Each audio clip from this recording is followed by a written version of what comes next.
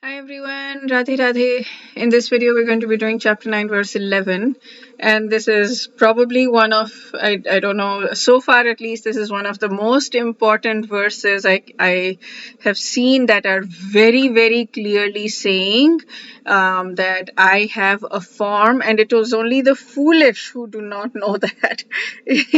um, so the commentaries of both of them are very expansive in this and extensive. I'm not going to go through every one. They've both given a lot of evidences from the Bhagavatam and from other scriptures where it is written and clearly written that God has a form. Well, this one, of course, 911 has written it very clearly that he has a form. So I'm not going to go through all of that evidences. You can read the evidences if you want, but I'll just go through the high level thing because I don't need to be convinced.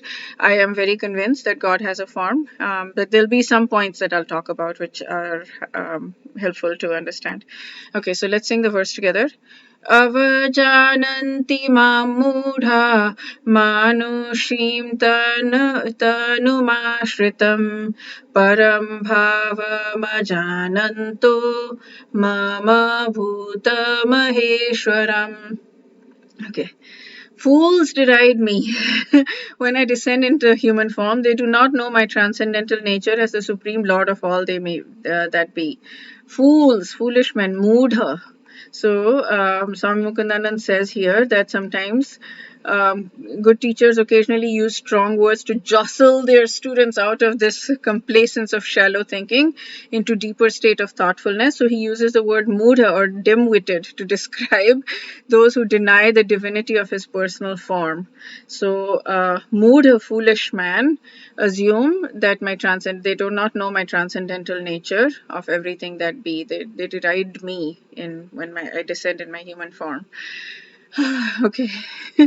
um, there's a lot of information here you can go through. It's a long commentary. There are some things that I wanted to talk about. Yes, so what he's saying, those who say that God is formless and cannot manifest in a personal form contradict the definition of God as being almighty and powerful. If he can give us, you and me, a form, why can't he give himself a form? Why can't he? He'll say, I do not have the power to manifest in a personal form. I'm only a formless light. I mean, that doesn't make any sense. He obviously can give himself a form if he wants to, and he does.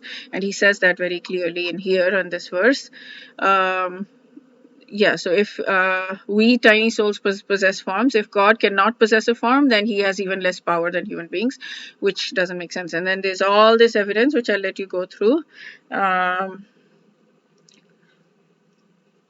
Okay. Yeah, so the Rajoguna people, another thing is the Rajoguna people see him and say there is nothing special in him. He is very much like us. He's just a very powerful, strong human being kind of thing. And then Tamoguna people are like he's egoistic, characterless, much worse than us. That's the way they think about him. Okay, so that's it for this verse. We'll do chapter 9, verse 12 in the next video. Wish you a day filled with lots and lots of spiritual growth. Radhe Radhe.